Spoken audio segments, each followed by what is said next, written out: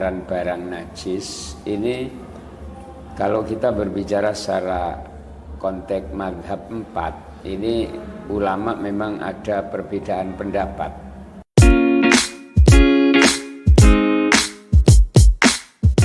Assalamualaikum warahmatullahi wabarakatuh. Salam hangat dan selamat malam untuk kita semua. Mudah-mudahan semua tetap dalam lindungan Allah Subhanahu wa taala.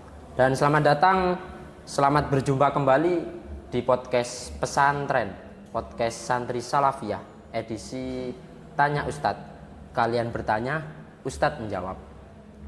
Sebelumnya perkenalkan dulu, saya Muhammad Arif selaku host podcast pada kali ini, dan alhamdulillah telah hadir di studio kami Al-Ustadz Muhammad Nu'man Abdul Majid yang akan membersamai kita pada malam hari ini.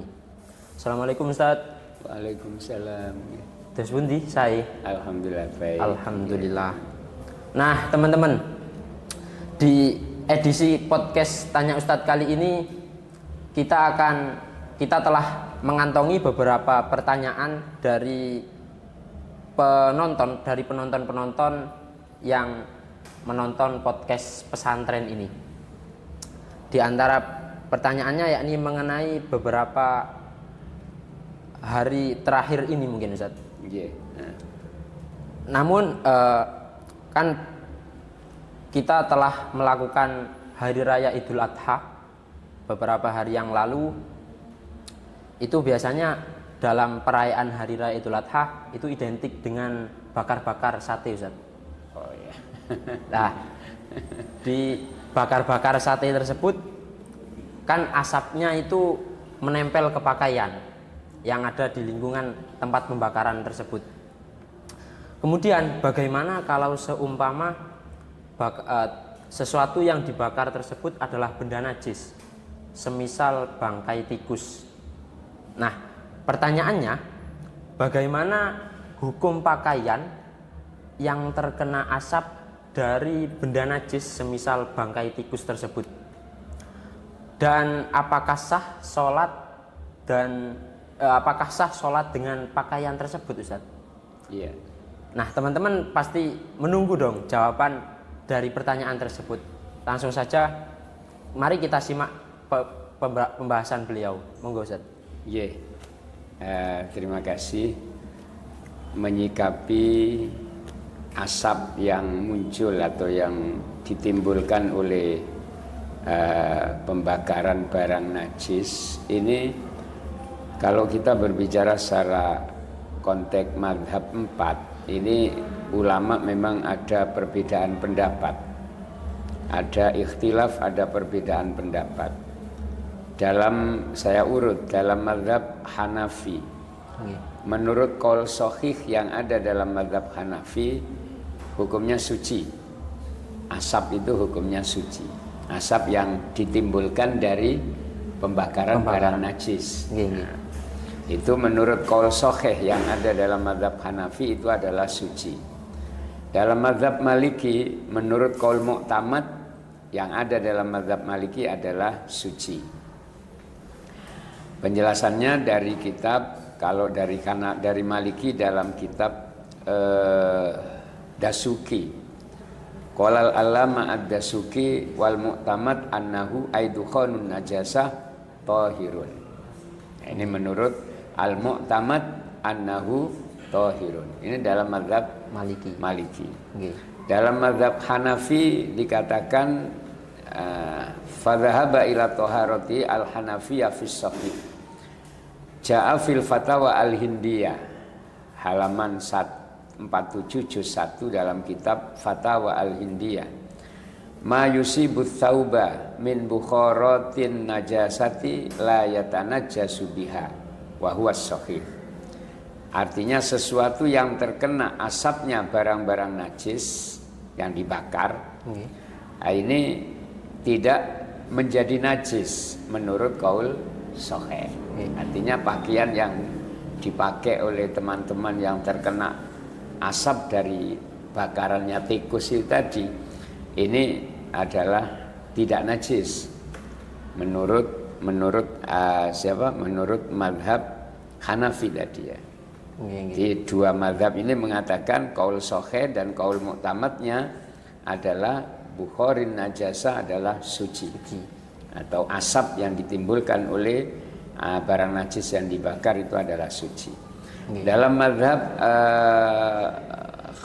mazhabnya Imam Ahmad bin Hambal, Imam Ibnu Qudamah dalam Syarhil Kabir juz 1 halaman 294 mengatakan dukhonun najasati wa ghubaruha najisun. Asap daripada barang najis termasuk beleduknya barang najis itu adalah najis. Maka apabila bertemu dengan sesuatu, menempel pada sesuatu dan ada bekasnya, misalnya coklat dan lain sebagainya ya, ada sifat najasanya, maka ini dikatakan termasuk najis dan tidak boleh dipakai untuk sholat. Ini dalam mazhab Ahmad bin Hambal dikatakan oleh Imam Ibnu Qudamah dalam Asyarhil Kabir. Fa ini ijtama'a minhu syai'un, istama'a berarti ada sesuatu yang menggumpal pada pakaian itu. Aula qajisman sokilan fahuwa najisun. Nah, ini termasuk najis. Nah, dalam mazhab dalam mazhab Syafi'i, Al-Imam Asy-Syarbini mengatakan dalam Mughni Muhtaj juz 1 2 3 6 Bukhorun najasati intasa'ada biwasitati narin najisun. Asapnya najasa kalau munculnya karena kekuatan api berarti dibakar najasanya. Najisnya dibakar kemudian menimbulkan asap. Nah, berarti ada kekuatan api, itu bukhornya atau asapnya adalah najis. Tetapi diampuni ketika menempel kepada sesuatu asalkan sedikit. Jadi diampuni kalau yang menempel kepada pakaian itu adalah sedikit. Tapi kalau misalnya banyak, ya maka tidak diampuni. Artinya berarti harus tidak boleh dipakai untuk sholat. Artinya banyak berarti kalau istilah banyak ya dikembalikan pada urfu. Urfu itu spontanitas orang mengatakan, waduh banyak ini. Jadi tidak usah berpikir. Jadi memang perasaan orang itu sudah memiliki insting dalam mengatakan sesuatu itu sedikit atau banyak. Jadi kalau orang melihat wakeh ya sudah banyak berarti. Tapi kalau kebanyakan orang bilang melihat spontan mengatakan kok sedikit ya sedikit. Kalau sedikit berarti dimakfu. Nah, ini keterangan dalam Mughnil Muhtaj juz 1 2 3 6 Imam Asy-Syarbini mengatakan wa yu'fa an qalilihi. Nah, beda dengan bukhor atau uap yang tidak ditimbulkan oleh api, dari WC misalnya menguap, dari entut, tidak apa itu, karena tidak dipicu oleh kekuatan api. Nah, itu jawabannya seperti itu. Berarti kalau kesimpulannya berarti ulama masih ada khilaf. Kalau kita simpulkan dari sekian mazhab, ini ulama terdapat khilaf. Kalau kita konsisten pada mazhab Syafi'i, ya berarti hukumnya najis, tetapi diampuni jika sedikit. Dalam mazhab Ahmad bin Hambal tidak jauh berbeda. Jika memunculkan bekas yang nampak di pakaian dari dampak asap tadi itu, maka najis.